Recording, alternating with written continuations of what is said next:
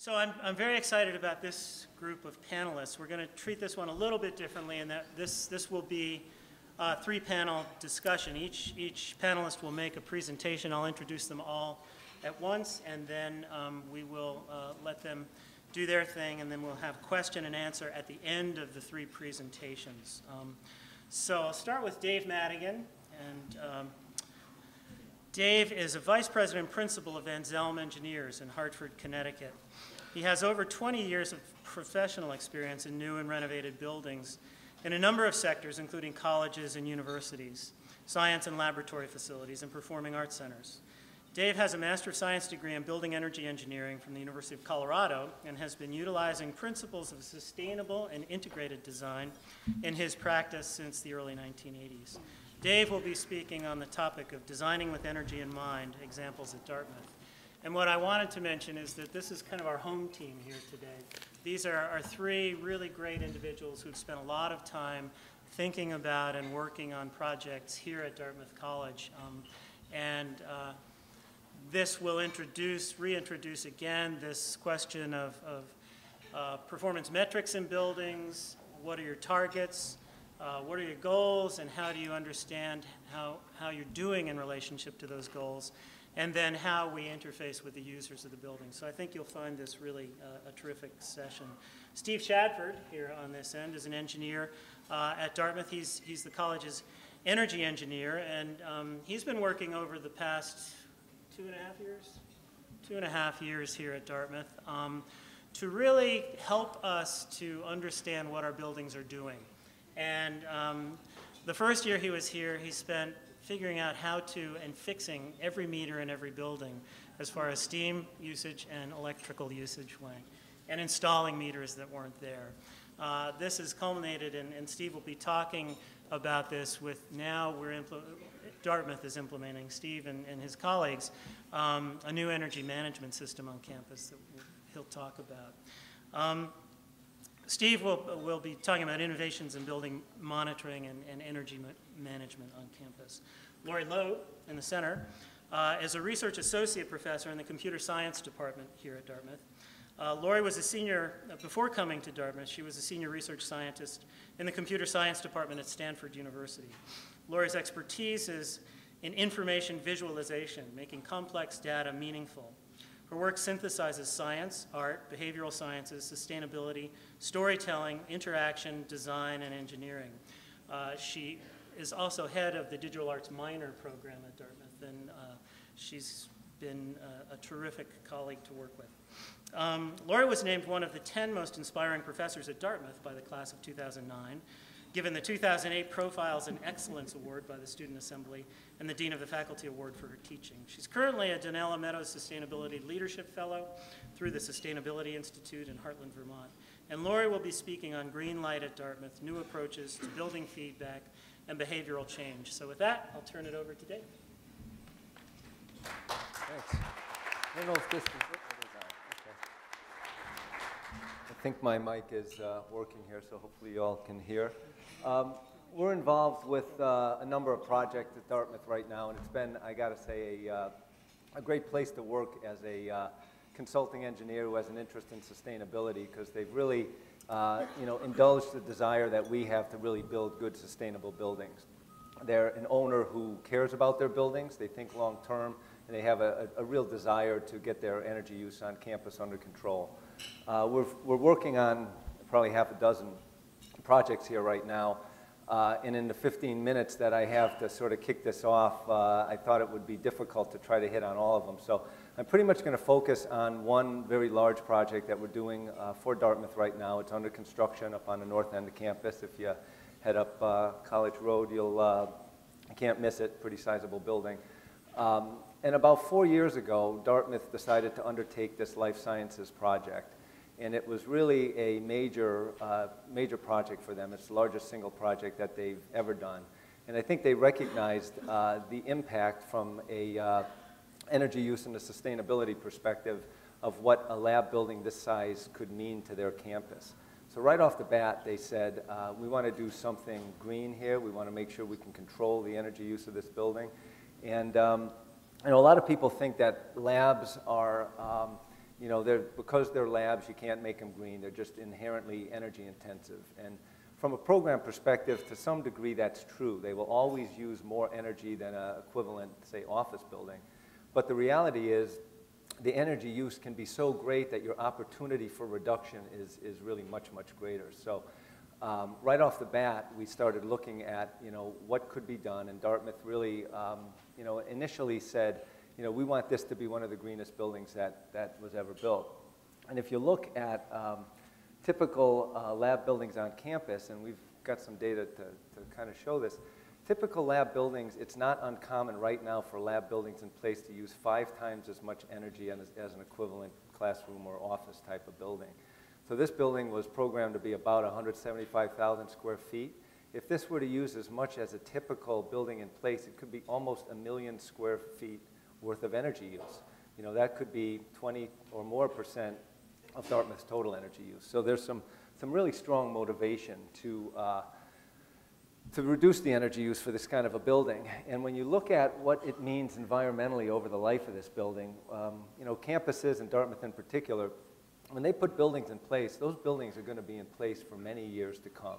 You know, and I advocate, let's not look at this very short, you know, time frame. Right now, you know, energy prices are down, and we're seeing owners, well, you know, the cost of oil is X right now, so let's base our decision making on that. If this building is going to be in place for 40 years, we really should be looking, what's the energy use and performance going to look like 20, 30 years from now? And I firmly believe we're going to be in a very different world as far as energy cost and building performance. And I think what Malcolm was talking about the evolution of LEED is that really a very, very high performance building today is going to be mediocre at best 20 years from now. So I think pushing the envelope isn't something that we should consider unreasonable to do. So before we even got involved in this project, Dartmouth said, you know, building a green building isn't just enough to call it green or to say it's a low energy building. We want to really try to target ourselves to be in at least the top 5% of buildings, lab buildings that are out there. Well, what does that mean? How do we establish these metrics for the various aspects of sustainability? So they convened a very intense, I think it was like a whole weekend, sustainability metrics workshop, which Malcolm orchestrated. And basically, they came out with metrics for every one of the major sustainability impact factors for this building, and came up with at least concepts for how you might define those. And for us, the biggest concern was energy, and from an operating cost, that was also the biggest concern. So right off the bat, we got into a metrics process as soon as we got on board. And CTG and Mark Rosenbaum, you know, acting on the owner's behalf, tried to establish metrics, and they did it through 2 ways. First was benchmarking, taking a look at all of the laboratory building stock out there, and not looking at the worst ones, but trying to look at the best ones that had been constructed. It's pretty challenging to get good energy use data on laboratories, a lot of difference in programs, and a lot of not very complete reporting in many cases. So they did their best to try to get as much information together as possible, but also did what was described as a back-of-the-envelope calculation for how good can we really be. That back-of-the-envelope calculation turned into pages and pages of spreadsheets, you know, a really fairly elaborate energy prediction exercise. But that established the energy benchmark that we as the design team would then make an effort to meet, and we would try to demonstrate meeting that through energy modeling. So that was, you know, that was setting the metrics. But then the key to making this work is orchestrating the process to accommodate that. And it's not, you know, a lot of people talk about the sustainable design process, but we really have seen very few projects that truly adhere to it and really orchestrate it properly.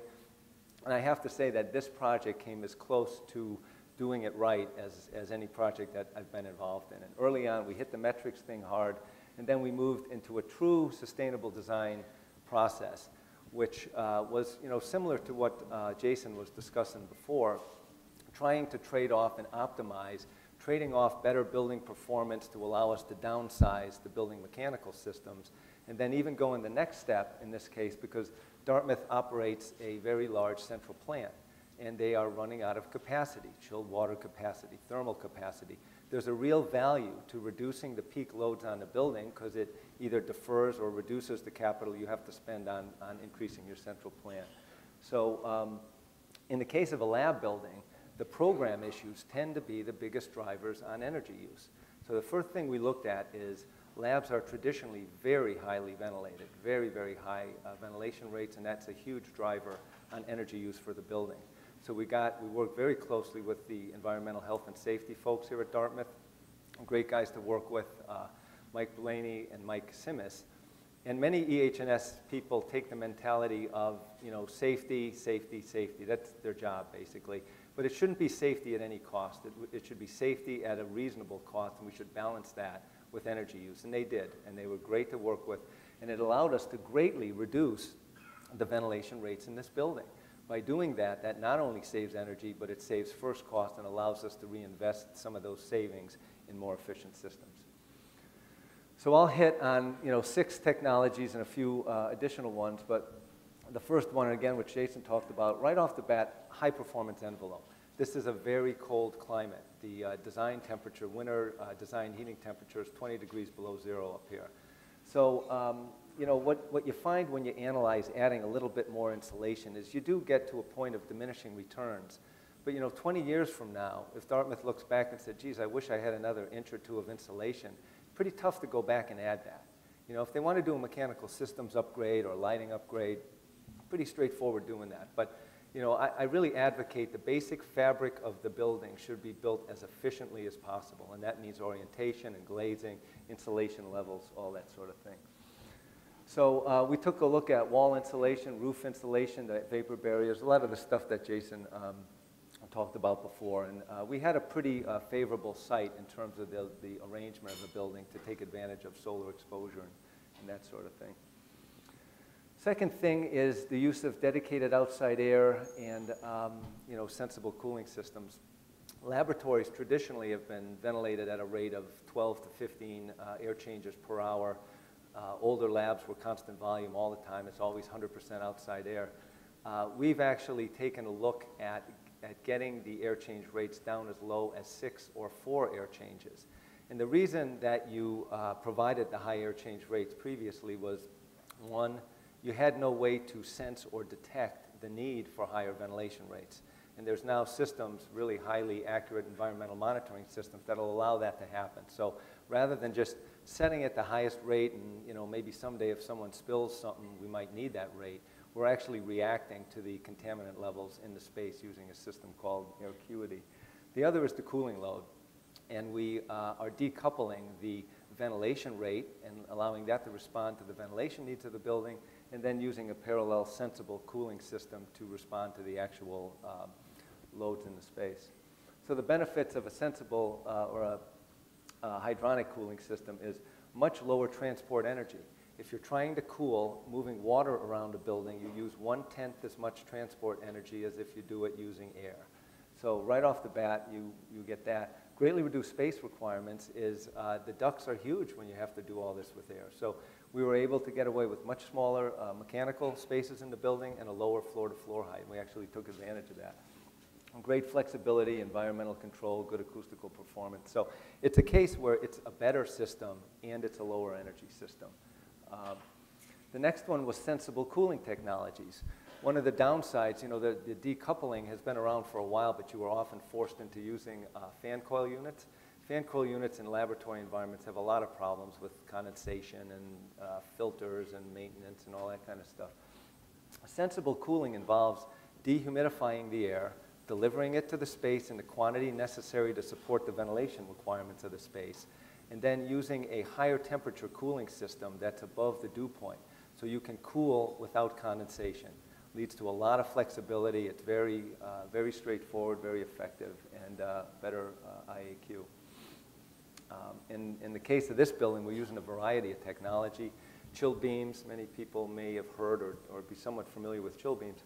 But this was one of the largest laboratory projects to ever use chill beams when it was in design. So we did a full mock-up in Europe. We actually took a big group from Dartmouth over to Europe and had a full test lab and went through the whole thing. It was really a great exercise. But the The chill beams, again, I think they will do a better job of ventilating the lab and do so at much lower ventilation rates. Daylighting and controlled lighting, we optimized the window exposure and the arrangement of the lighting to really take advantage of daylighting. Every space has daylight dimming controls in it. And again, daylight dimming controls in laboratory, the peak load, it's all about sensible load. It's all about the equipment that's going to happen in the space. So if during that peak time of day, you can turn the lights off, you can get away with smaller pipes, smaller chillers, smaller support systems, because the cooling load associated with the lighting is taken out of the equation. So it allows you to downsize your HVAC systems and help to offset the cost of the daylighting controls. The biggest challenge I find in buildings is really to optimize the arrangement of the building facade. And you know, if you make the windows bigger, you might get more daylighting capability out of it, but you're going to get more heat loss and potentially more solar gain. So we went through a really comprehensive optimization process of window size and window glazing characteristics by exposure and by program use, laboratories versus offices versus classrooms, and really came up with an optimization that got the overall energy to a minimum. And then we use a very efficient heat recovery process here, which uses heat wheels, which is maybe not unheard of, but it's always challenging to apply heat wheels in a laboratory environment. So again, we work very closely with their environmental health and safety people. And the heat wheel allows both sensible, recovering the temperature, if you will, of the air, as well as latent. It does a great job during the summer of dehumidifying and in the winter of transferring the humidity back over to the incoming airstream. The heat recovery on this building, coupled with the chill beams, some of the interior chill beams will require chilled water year-round. So we do that by actually we cool it using the outside air, and in turn that preheats the outside air coming into the building in the winter. So the combination of that with the heat wheels here are such that we can pre-treat 100,000 CFM of outside air at 20 degrees below zero outside. We need no supplementary heating at all. It's quite amazing, you know. So the huge cost of operating these lab buildings is conditioning outside air, and down to 20 below zero, we don't require any supplemental heat in this building. So in addition, there's a lot of other technologies that were used, and I'm running out of time, so I'm going to blow through them real quick. Displacement ventilation for auditorium and classroom areas. We have the acuity system I talked about. We have a high efficiency, high temperature chiller to create the high temperature water for the chill beams, and then we use lower temperature chill water from the campus system to use the low temperature for dehumidification. Low pressure drop ductwork, bypass dampers on coils. We have a natural ventilation, a mixed mode ventilation system for what we call the gallery, the atrium system. Refrigeration heat recovery for all the cold rooms. It preheats domestic hot water coming into the building and minimizes the required heating from the steam system. We have a stormwater recycling system that takes that water and sends it back to the building for toilet flushing, a variety of uses. And it looks like we have a solar thermal system that was bid as an alternate, was not accepted, but it looks like the trustees now may want it back, so there's a good chance it's going to find its way back into the project. So bottom line, we're showing a 48% reduction in energy use over a code minimum laboratory building. Again, this was all within the budget that was established initially when the project was defined. And this is a little evolution, and a project we're ready to embark on is Burke Chemistry, which was built a little over 20 years ago here. You can see the BTU per square foot numbers. Burke Chemistry is 493,000 BTU per square foot. Project we just completed at Smith, a chemistry building, a little more intensive laboratory use, 153,000, and the life sciences building is 99,000. So we're using 1/5 as much as the chemistry building from some 20 years ago that they had done. And the final comparison was to take our modeling and compare it to the metrics. And that was really an interesting exercise as we plugged in all the modeling numbers against the metrics. And you know, in some cases we said, geez, maybe we should do better on our design, and we adjusted the design. In some cases we realized that the metrics assumptions were unreasonable based on the programming. So we correlated all that, and then the final step when we're all done will be to compare this all to the actual energy use of the building. So with that, I'll turn it over to Steve, who will be in charge of collecting and comparing that data when it all gets pulled together.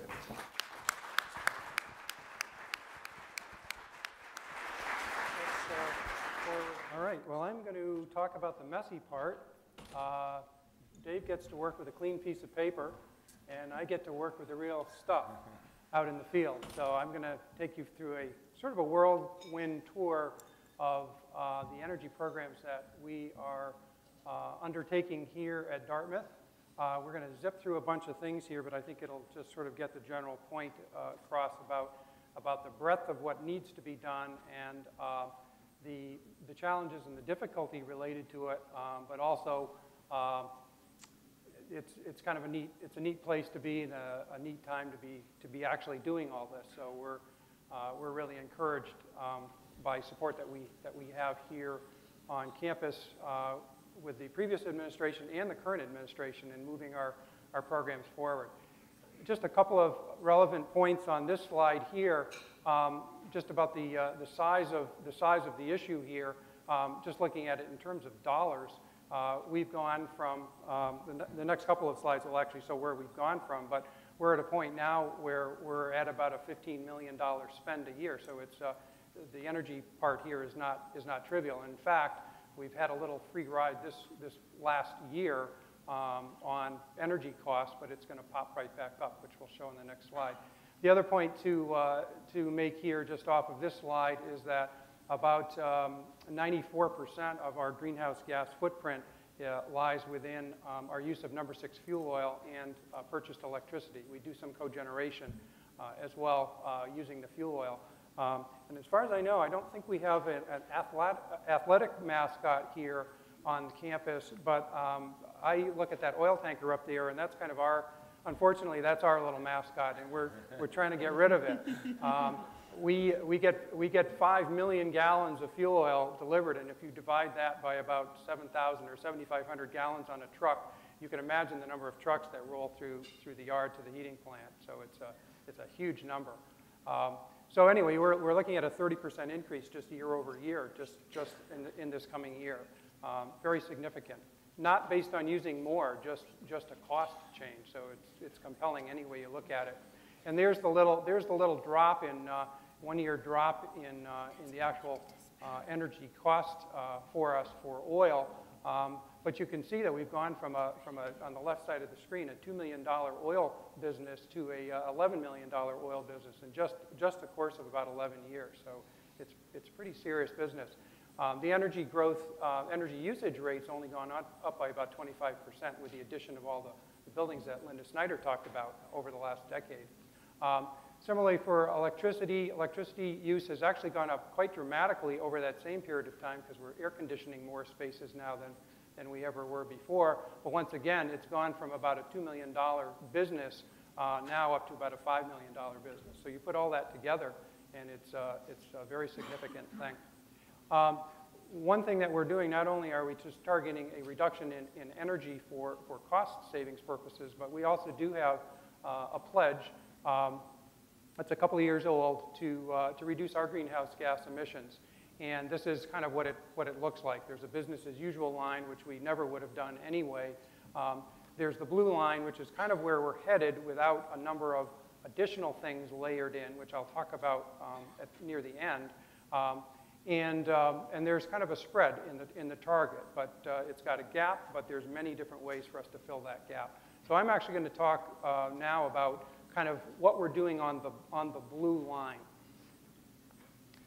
One of the key things here is that we have a very extensive metering infrastructure on the campus. We have over 250 energy meters. They're read manually, and many of them were broken when I arrived 2.5 years ago. So that was one of the first things that whole thing was slid across the table to me to make it right. And so we have everything working now, but unfortunately currently they have to be read manually, and it's very, very difficult. So you basically get one data point per month for every building. It's just like slitting open your energy bill at home and going, oh my gosh. So we are going to do something about that, and we're actually halfway through that process, and I'm going to talk a little bit about that now. We are putting kind of an overlay system in. It's basically a business intelligence system that is going to allow us to collect a bunch of information from a whole number of disparate sources, energy related, what are the building management systems doing, what is each energy meter doing, what is the financial system doing, what were our design criteria for our buildings in terms of building performance metrics, that kind of thing. We're bringing that all into, also sustainability kinds of metrics as well will be in there, but we're bringing that into a centralized database, and we're going to do a number of things in terms of outputs. I'm not going to go through all of these. This is just a big blow-up of what you saw. So there's kind of inputs from a variety of different sources coming into a centralized database system. And then there's a series of outputs that will give us operational capabilities that we never could have thought of before, allow us to get under the hood and find out where things are operating inefficiently.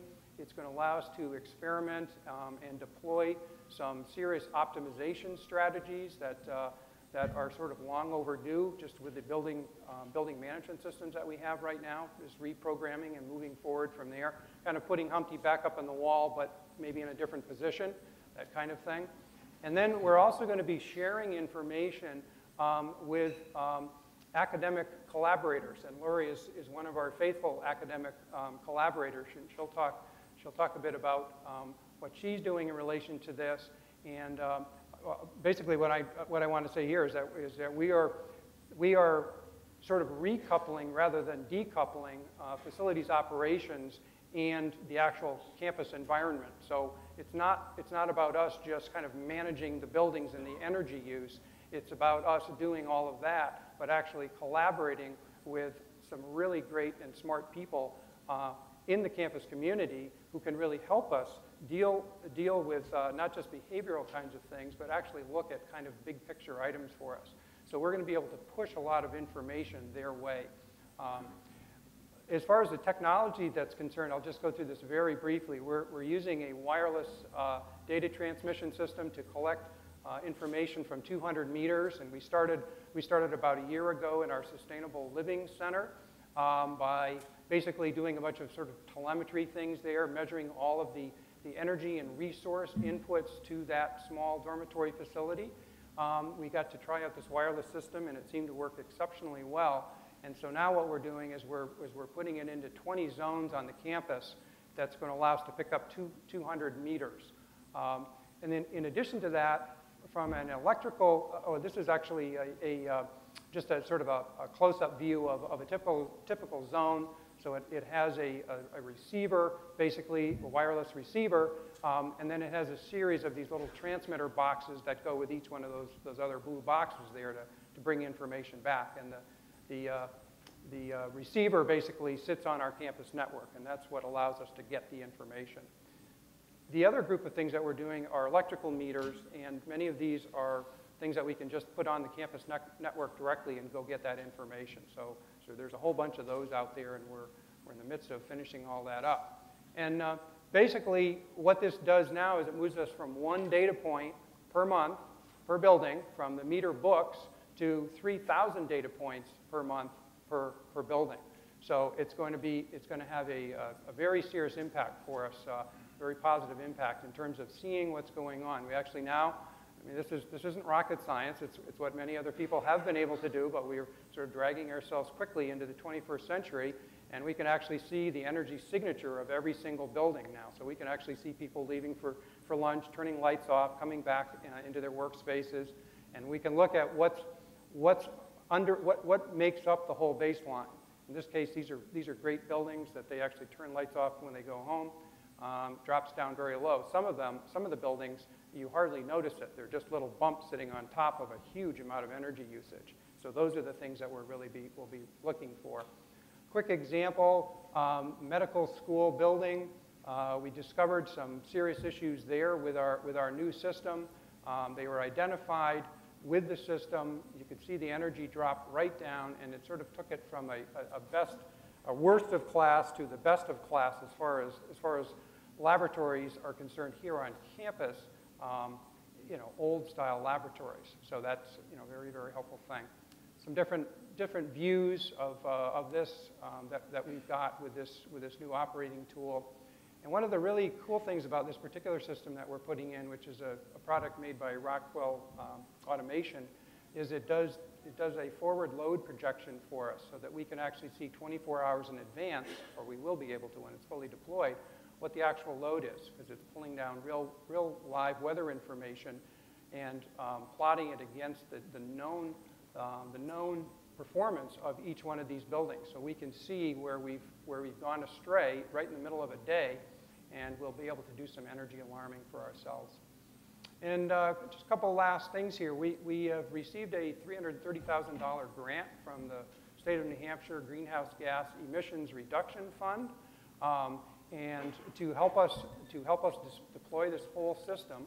And part of that money will be used for kiosking, which I guess is, I'm turning that into a verb, but the activity of actually putting sort of high-level information out in the campus environment so that people can see what's going on. What are our targets? How are we doing building by building?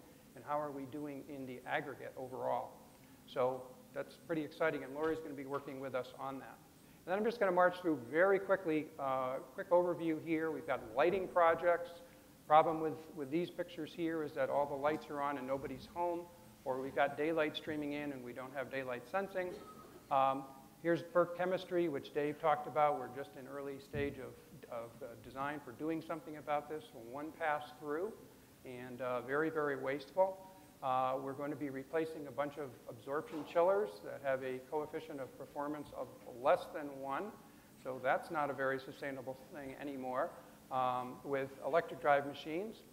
Very challenging to do because it requires sort of supporting electrical infrastructure that we need to build. And we'll be using our new energy management system for doing commissioning and optimization strategies. Right-hand picture up there is our library building on the hottest day of August, operating like a laboratory building. Controls were messed up. It was using 100% outdoor air, and we don't really know for how long. So one pass through and out the roof. So we'll be able to fix things like that. This is the building that we're sitting in, which is an absolute poster boy for let's do something good.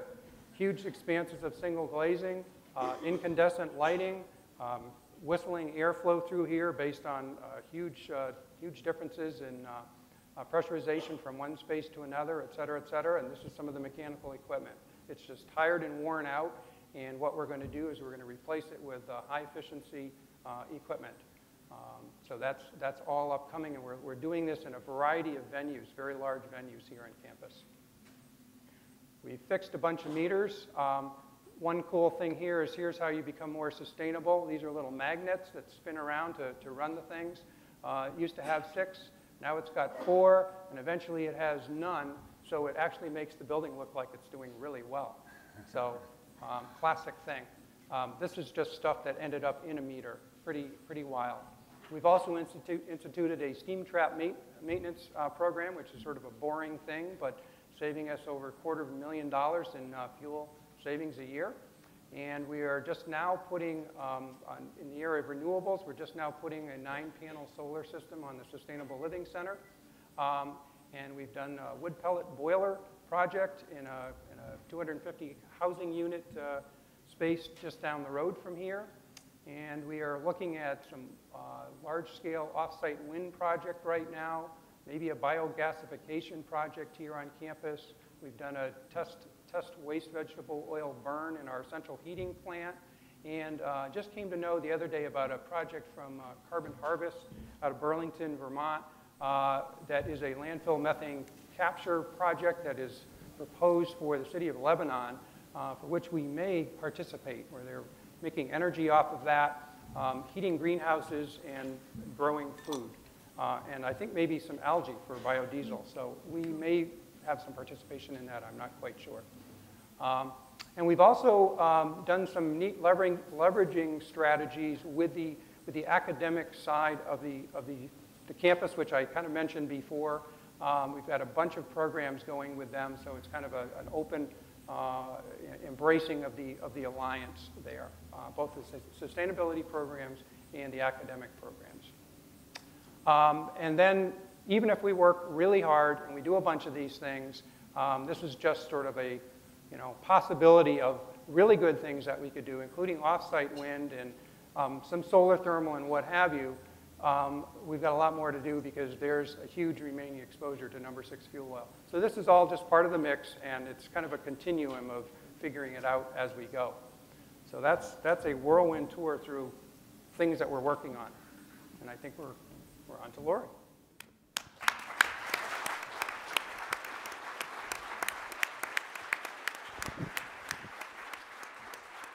So I'm short and this is tall. If I jump down here, can you guys see me okay? That's good? Okay. Great. So, I'm going to skip back to this one. My name is Lorie Loeb, and you may be wondering why I'm here. It's quite, as a computer scientist and a digital artist, my background is in film and fine arts, and then I've been working with computer scientists and in computer science field for 20 years. And I come to this through a sort of circuitous route, but I'm thrilled to be here. I'm really honored to be with such a distinguished group.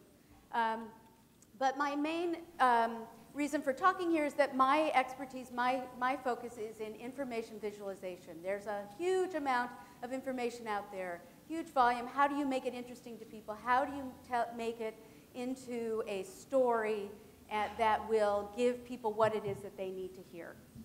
And then also I employ a technique called design thinking in my work. How do you shift paradigms by bringing together both the analysis that's in science and the synthesis that's in art, and pull those together and really make a change in the way that you design things. So I live at a place that was actually founded by Donella Meadows, called Cobb Hill Co-Housing, and I moved across the country to live in this place. It was still being constructed. This was Dana's live-work experiment, and this gives, this is a picture of it here. There's a working farm, CSA, organic farm, where we use Norwegian fjord horses to plow the fields. And Mark Rosenbaum, who's been involved in a number of the projects here, was the energy engineer. Cobb Hill has been completed for the last houses were finished about 8 years ago, and I've lived there for that amount of time, was somewhat involved in some of the design of it. And we have these green buildings with composting toilets and lots of insulation and triple pane windows and solar hot water and this garn and all these things that we are involved in, and we live, think, breathe sort of about sustainability and what does that mean. And I can tell you that in my house, when it's really, really cold outside, like 20 below, the sun is almost always shining when it's the coldest, and the heat is not on, and I am hot. I'm like in a t-shirt in my house, and it makes me so happy. And people come from all over the world, literally, to tour and write and study what we're doing here. So doing this kind of work that you're doing and talking about is an inspiration to many people. So I'm mostly here to talk about behavior. And that got brought up. Someone mentioned, can you predict behavior? And the answer is no. I've heard a number of different numbers bantered around about what piece of energy use is behavioral. I'm going to use this 50% number. I've heard more, I've heard less. But when we talk about that number, we're talking about not only how people behave in a building, but also about choices that people make in terms of transportation, buying Energy Star, not Energy Star, all the various choices that people might go through. So LEED buildings are a big part of the solution, but how do you get LEED? You can have LEED certified buildings, but how do you get LEED certified people inside of those buildings?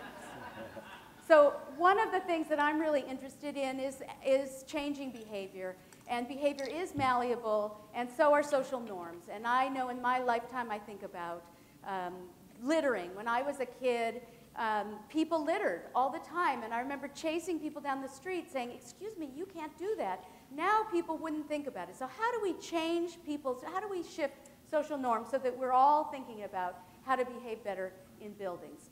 And behavior is quick and cheap compared to technology. We can, right now, change our behavior. It doesn't cost anything. We don't have to manufacture it. We don't have to do prototypes of it. We just can change our behavior, and that's a relatively fast, cheap thing. The problem is it's a hard problem. I've been working with behavioral economists, sociologists, psychologists, social marketers to try to understand this very, very difficult thing, especially about something like sustainability, which is a problem in the future. It's invisible. There's no real bad guy. It's a hard, hard, hard problem, and I could spend my whole 15 minutes on this one slide. And the reason, one of the things that's very frustrating to me is that I keep saying behavior is really important, and people keep coming back to me, utilities and others, and saying, you know, but can you guarantee me any kind of a rate reduction? Well, no, is the simple answer. So I've sort of divided it into 5 simple ways to change behavior. And I'm going to go through them right here. So the first is feedback. We know that feedback works. There have been over 30 studies that show that feedback works, and system dynamics proves that feedback works. And real-time feedback is the best. You know, if you touch a hot stove, if you feel it, you move your hand away. This is, to me, one of the most beautiful examples of real-time feedback that works. You know the speed limit, you know your speed, you play with it, you know you get real-time feedback. As you slow down, this number changes. As you speed up, this number changes. And you get instantaneous feedback, and everybody pays attention and changes their behavior. We all slow down, students speed up, but that's, you know, you do change your behavior. So right now, students, staff, and faculty at Dartmouth get no feedback whatsoever. We don't get a bill. There's no kind of way of understanding what it is that we're doing. And without feedback, we don't know what to change or how to change. And there's a lot of complex data. So a lot of time feedback is given with charts and graphs that are very hard to understand. And so I'm about simplifying that. So next is information. We need to give people information, and so that they can help understand what is a good choice. And I'm really fortunate to be involved right now in a process with the Sustainable Living Center and Steve Shadford and his team and some of the students, Stephanie and others who are in the Sustainable Living Center, as we put in a solar hot water system, a thermal solar system, to be talking right from the beginning, okay, what is the information that you need to make the right behavior choices? So one, you know, you might just get BTU information about how much solar hot water is created, but what do the students need? They might want to know, for example, how much solar heated hot water is left in their tank so they can decide whether to take a shower that day or wait until the next day. They might want to know what the weather is coming up, whether there'll be solar hot water in the next few days for them to draw on, or how many days in a row they've been able to use all or mostly all solar hot water and have some goals that they might work towards. So here we have the information, but you know, how do you give people information that will be meaningful and something to work towards? We know exactly here. It's very simple. Our speed is this, our goal is that. Done. Can we make it that simple? Can we tell a simple story? And I'm an educator, and I know that you can't just tell everything all at once. You have to give a little bit of information, and then a little bit more, and then a little bit more, and that's what telling a story is as well. I'm going too slow. So next is control. The passenger in the car can't do much about changing the behavior. They can encourage a person to slow down, but they can't actually change the speed. And so one of the things that I'm focusing on is, can we give information about those things that the people in the building have control over? It's great to give the other information as well, but can we show people things they can control? And in the buildings that we've done our system in, we're concentrating on that by doing sub-metering for plug load and lighting. And can we put the displays in a place that's meaningful? And then the last two are the rocket science, I think, of the behavior piece. So motivation. So how do you motivate people who don't get a bill to change their energy behavior? And how do you motivate people who do? And so one is a negative. We know what happens if you speed. So you have a negative motivation. But can you give people a positive motivation as well? And I've been talking to sociologists and could wax on, because pricing is one factor, but prices fluctuate. And when you focus on pricing, that's the only behavior that people change. They'll change the behavior to get the lower cost, but they won't change their attitude. They won't think of themselves as people who care about this bigger issue, and that's a real problem. So, and the last one is engagement. How do you keep people motivated over time? How do you keep, if you're texting while you're driving, you're not going to see that speed limit sign, and you're not going to react. And so how do you get, with all this information and all these things competing for people's attention, how do you get it and how do you hold it? So those are the pieces we need to solve. And I've been working on a project called the Greenlight Dartmouth project that we started about 2.5 or 3 years ago to try to solve that, and we're just beginning to get to some of this stuff. So here's something from Tendril, one of the state-of-the-art of sort of energy feedback, and here's another thing, an energy orb that gives one kind of information. And then we wanted to say, okay, how do we make it more compelling to a student? So we came up with this. We start with an animated polar bear. And when energy use is low, in its simplest form, the polar bear is happy. These are on displays, kiosks. They're a website and on a kiosk in the halls. And then when energy use is high, the health and happiness of the bear is endangered. So it's very simple, and it gets people's attention. So we didn't know if this would work. We didn't ask students if they wanted it in their dorm. We put this in April of 2008 in 2 floors of the McLaughlin cluster, Gold LEED certified buildings. And we just hoisted it upon them, just mostly to test if our system even worked. There were meters in the building that hadn't been hooked up until we set up our system. And the students responded by falling in love with the bear. They named the bear. Energy use went down 14 and 22% in those 2 dorms. It was viral on the internet, AP story, news stories. Newsweek did a piece about it. It was a really big deal, and people started coming to us and asking how do they do this in their school and building, and we have gone on from there. So now we're trying to do the harder work of keeping this going. I work with a group of undergrads. It's me, some undergrads, and some extraordinary staff who are working on this project. So how do we keep going? So I'm doing research with some top behavioral economists and sociologists, and so there's a research piece. Basically what we're doing, when you see the bear, when the bear is happy, the bear's mood is dependent on past historical data. Because I hate it when I look at a graph and I turn on my computer and the chart goes up. It's like, okay, the chart goes up, but it's supposed to. So I'm looking at past behavior and saying, this day and time, what do we expect your energy use to be? And then based on that, we look at what your energy use is and do a little bit of blending with what it's been over the last little bit, and then we call up the animation based on that. So that's one piece. The other piece is putting the data in context, doing comparisons as much as we can, making it easy, fun, interactive, setting goals, 3D games. We have a 3D version, and then gathering as much information as we can. So here are a few of the results. We did put this in at the Brooks School in Massachusetts. For a year, it's been in there for a year. Energy reductions are around 11% in the dorms. It's in every building in the campus. And what we found is that while energy use goes up and down, it has consistently in some of the buildings gone down. So it's really continued to improve as the students get kind of used to it and do more and more to improve. At Dartmouth, in our 2 to 3 month observations, energy use went down 8 to 10%, which is pretty good, especially since half the time they don't have a clue what that polar bear is doing in their hall. So in user studies, we found, and this is an ad, a little cartoon that was we have a Green Key weekend, which is a big drinking weekend at Dartmouth. And I knew that we'd made it when there was a cartoon about the bear, and it used all the kinds of language that we use, and it's about drinking behavior. So I was so excited. That was my best moment of the whole project.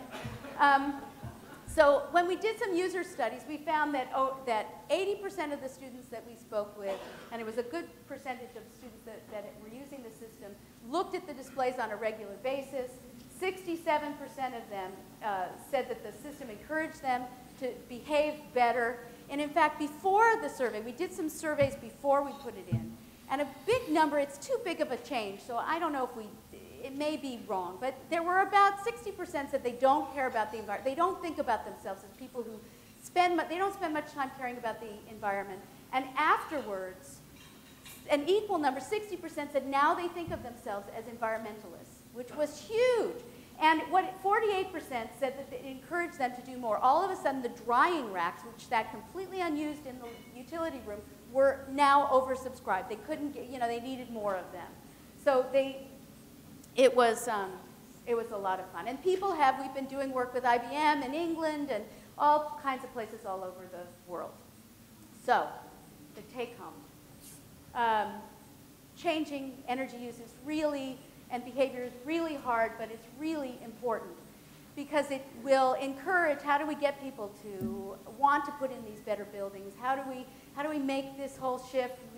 You can have a great building, but if people aren't using it correctly, it's going to be a big problem. And I was talking to some people, and one of the things is you guys are doing some incredible things in these buildings, and it's very important to design these systems that are that act without relying on people, that are invisible. But when they're invisible, people like me, I don't have a clue what's going on. So how do you make that visible? Signage and information and kiosks and any way you can to let us know all the things that go into a building. We're doing things with the Big Green Bus to create animations to say, hey, this is how this works. How do you tell your story? You need to get your story out. You need some good PR people in the buildings all the time to keep telling people why it's such a great building.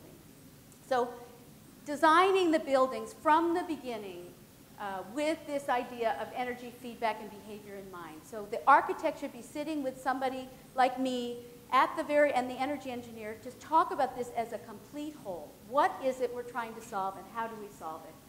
And if similar reductions, if 10% reductions were made across all school grades, this is from Energy Star website, the expenditures would fall by $860 million. So it's not insignificant. And we have lots more work to do. So here are some websites that you can find. I started a little startup because of all the interest, Telemotion, and there's our website and my website, and that's that. Thank you.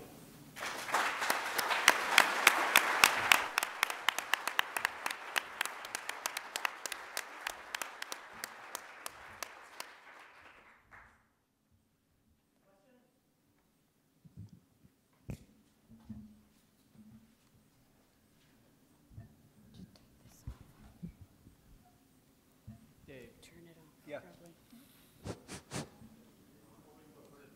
What's chilled steel? I covered a lot of technologies quickly and could have spent a lot of time talking about each one of them. But they're actually called chilled beams, and it sounds maybe a little bit more like a structural element than a mechanical system. The beam business is a little bit misleading, but basically it's a non-condensing device that provides supplemental cooling in the space using a higher temperature chilled water. It does it by, that was an earful, huh? It does it by taking the ventilation air delivered to the space, discharging at a relatively high velocity, and inducing air within the room over a coil that provides that additional cooling. So you get a lot of circulation of air in the space with a relatively small, what we call primary air, ventilation air only. Relatively small quantity of primary air allows full circulation and cooling to occur in the space without moving large quantities of air all around the building, which is costly and energy intensive. So it's not a structural element, no. There are structurally integrated non-condensing cooling systems that are used. Actually, the McLaughlin Dorm Complex is one. It has a radiant floor cooling system where tubes like radiant heating, which is done quite commonly. These tubes have chilled water going through them also, and they do the primary cooling. We have some of that in the life sciences building in the main entry in the gallery area also. So. I'm interested in techniques that you use to encourage collaboration with the professors, researchers that you have on campus, utility companies, some of the other corporate members that you mentioned in some of these programs, along with your consulting engineers and including architects. And just a comment, my firm works quite a bit with some college campuses, and that approach goes from sketchy to fabulous. So I'd just be interested to hear some techniques that you have used here on campus that have worked well. I guess that might start with me, and we'll pass it around a little bit here. I'd say that we're kind of in the early stages of that. There's no I don't think there's any silver bullet for that. What we've come to the realization from a facility standpoint that we're very heavily sort of bandwidth challenged in terms of the number of people to do all of the interesting things that need to be done. And so we also realize that we don't even come close to having all of the answers here. But by engaging other parties in the process, it really has a dramatic leveraging effect on the outcome of just an idea or a whole project, that kind of thing. So we've really intentionally reached out beyond the normal sort of facilities walls, which is really sort of all about owning and operating stuff, keeping the floors clean, keeping the trash cans emptied, whatever, cleaning the windows, making sure the filters are changed and all that kind of thing. I mean, that's a typical facilities kind of thing, providing the basic utilities to the campus and charging for that type of thing. And so all that goes on every day. But we have really just sort of intentionally reached out to the academic environment here. We've engaged with student programs here on campus, and I'd say we're in constant communication with utility company representatives for special programs, incentives, and otherwise. We wrote this grant that I mentioned. That was kind of a first, I guess. I did that in collaboration with Kathy Lambert, our sustainability manager, when she was here, and I think there's more money, certainly more money coming available. That was through the Reggie auction dollars, and that was, I mean, that was a nice grant. $330,000 goes a long way towards doing these things. So we've basically just engaged in the process of opening our minds and our doors, so to speak, to see what the possibilities are out there, and have to be a little bit careful that you don't get. It's easy to get spread very, very thin. So at times we have to pull back a little bit, but that's. I don't know that there's any magic to it. We've just sort of engaged in it. Lorie, do you want to say something? Yeah, so I think Steve is being a little bit modest, because I think that a big piece of it is having people like Steve Shadford, who is so good at reaching out to the academic community. And also Dartmouth just sort of is a small school, and that's really a place where that can happen a lot better than it can on a larger campus. And I completely agree with you that I think it's hugely significant that this kind of thing is happening, and that it does involve so many different pieces of the campus. If Lorie wasn't involved in some of the feedback displays and all of that, we'd be putting up just boring graphs and what have you. And this makes it a lot more compelling. It's a very interesting process that we're going through. So it's about learning. I guess one point I would make in terms of some of the new construction that maybe has been a little bit of a frustration of mine that I think collectively we all need to work on is curriculum interface to allow the building to be a learning tool. And I think the opportunities there are enormous. I think we need to do a lot with the educational and curriculum programs at institutions to allow the sort of framework for the building to be used as a learning tool. But you know, we've done a lot of workshops with faculty, and there's always, we have a lot of great discussions at this, but I haven't seen implementation to the degree that I think it should be. And I think these buildings, as the life sciences building I described, has a lot of just amazing capabilities to it that can't really be explained in very adequately in 15 minutes. But I think if it were the subject of a semester-long course, it would really be a valuable undertaking. There's a lot of instrumentation there that could be used to support that, but we, I think, collectively as an industry haven't interfaced adequately with the faculty to really make that happen. And I think that's something I would like to see everybody work towards in the future. So. Just a quick follow-up to that. Another hands-on example that I could mention. Scott Stokey is here in the room. He manages our organic farm. He's also highly engaged with the Sustainable Living Center students and does program work there. And we were chatting after a meeting the other day about the solar panels that are going onto that building right now. And Scott was asking if we could get our hands on basically a cutaway, just a cutaway of a solar panel, because he'd like to use it in part of a learning process. So we're going to instrument all of that stuff and provide lots of BTU information and all. But he wanted something he could put in students' hands so they could see what's going on, and use it not just once, but as people roll through the building. So very hands-on, and we're creating the future leaders of tomorrow. And so anything that we can do to engage in that process, we need a lot more people leaving Dartmouth and other institutions of higher learning to actually go out and do all of this work that needs to be done. So. Other questions? Oh, I have two quick questions. One is, did you explore geothermal at all for the life sciences building? And the other is, what impact do operable windows have on the effectiveness of chilled beams? We're exploring them for one project, and I'm sort of curious.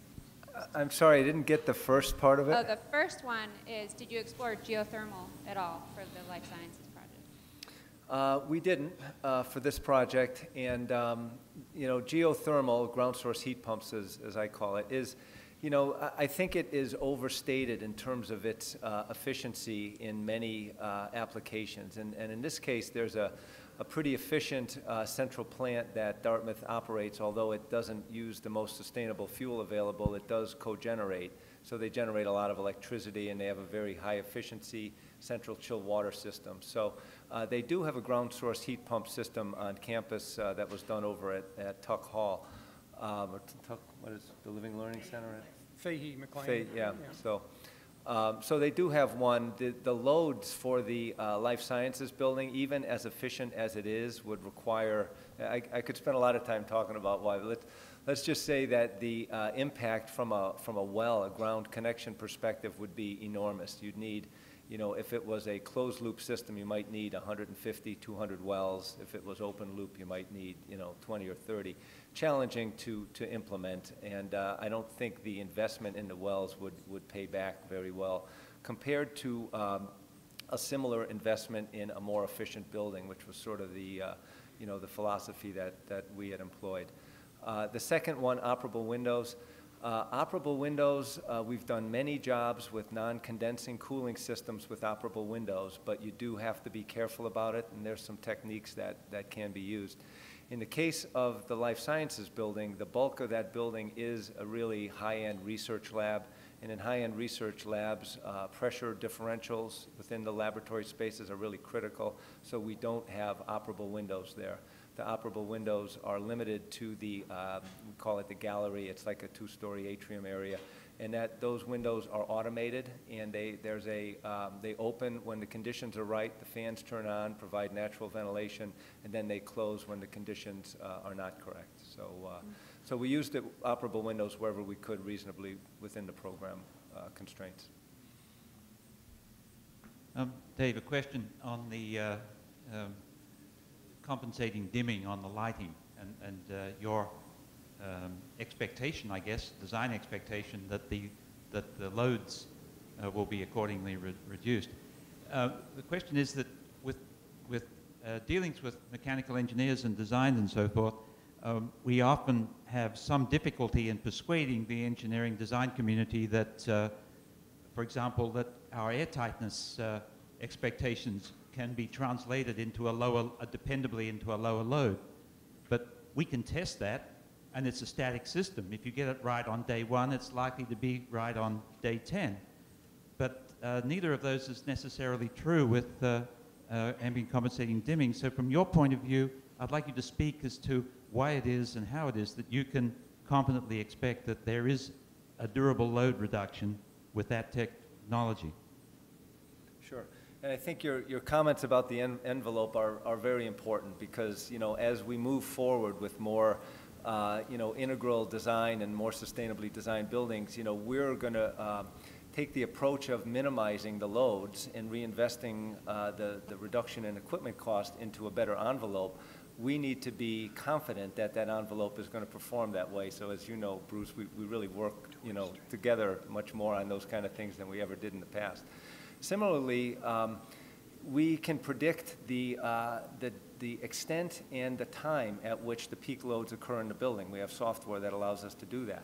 A component of that is the lighting. And typically, the peak load in the building will occur at a time of nearly incident peak solar load. So when the peak solar load is there, I think it is reasonable to assume that you will not have to put the lights on. Maybe not entirely, it depends on the space. But if we can make the assumption that the peak cooling load occurs at the time of peak solar load, then in many of these spaces, if we design the daylighting properly, the lights will be off. And in those cases, I feel comfortable taking that out of the equation. But it does need to be looked at on a space-by-space basis. Obviously, if a space doesn't have good daylight contribution, we can't assume that the lights are going to be off during the peak load condition.